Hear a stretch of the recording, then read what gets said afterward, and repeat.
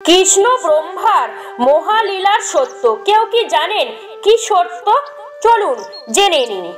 একদিন ব্রহ্মাদেব দেখলেন বৃন্দাবনে গোপাল কৃষ্ণ সাধারণ বালকদের মতো খেলছিলেন। তিনি ভাবলেন, এ কি সত্য পরমেশ্বর, আমি কেবল মানব রূপ।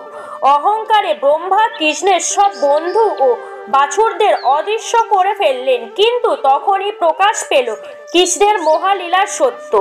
সেই সব বন্ধুর স্থানে কৃষ্ণ নিজেই অসংখ্য রূপ নিলেন। প্রতিটি রূপ থেকে ছড়িয়ে পড়ল অত্যন্ত ব্রহ্মাণ্ডের আলো।